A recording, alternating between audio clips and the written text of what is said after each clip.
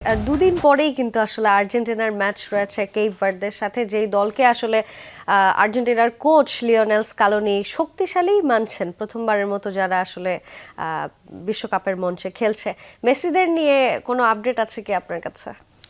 মেসিরা কিন্তু এই ম্যাচটা খেলার জন্য, যেহেতু তাদের বেস ক্যাম্প কানসাস সিটিতে, তারা কানসাস সিটিতেই যে কোনো ম্যাচ খেলার পর চলে যাচ্ছেন। তারা ইতিমধ্যেই কিন্তু পৌঁছে গেছেন মায়ামিতে, ইন্টার মায়ামির মেসি যেই খেলেন সেই মেসির শহরে। আমরা একটা ছবি দেখাতে চাই সেই ছবিটা, যে এটা তারা ল্যান্ড করেছে কিন্তু মায়ামি এয়ারপোর্টের ছবি এটা।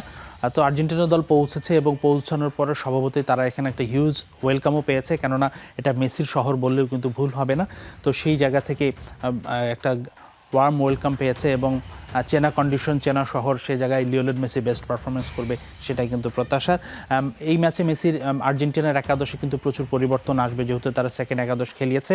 কিন্তু এর আগের 11-এ, মানে আমরা যদি গত ম্যাচের আগের ম্যাচটা দেখি, অলমোস্ট সেই টাইপের 11-ই থাকবে। তবে এই বিষয়গুলো নিয়ে আমরা আগামীকালকে শোতে আলোচনা করব।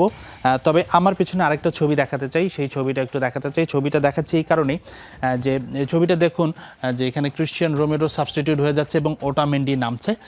এই ম্যাচটাতে আসলে ক্রিশ্চিয়ান রোমেরো, গত ম্যাচের আগের ম্যাচের ঘটনা এটা, ক্রিশ্চিয়ান রোমেরো একটু ইনজুরিতে পড়েছিলেন, তিনি সবশেষ ম্যাচটি খেলেননি। তো সেই জায়গা থেকে একটা দুশ্চিন্তা ছিল যে রোমেরোকে নকআউট পর্বের ম্যাচে পাওয়া যাবে কিনা। তবে পজিটিভ খবর হলো যে রোমেরো ফিট হয়ে উঠেছেন, তিনি দলের সাথে ট্রেনিংও করেছেন। সবশেষ যে ট্রেনিং সেশনটা সেটাতে তিনি ছিলেন এবং আমার কাছে মনে হয় যে কেপ ভার্দের বিপক্ষে রোমেরো শুরুর একাদশেই থাকবেন। রোমেরো যদি না থাকে, আমার কাছে মনে হয় আর্জেন্টিনার জন্য একটু প্রবলেমই হবে। আমরা সবশেষ ম্যাচেও দেখেছি যে আর্জেন্টিনার বিপক্ষে জর্ডান কিন্তু গোল করে ফেলেছিল, সেখানে ডিফেন্সিভ একটা ল্যাকিং ছিল।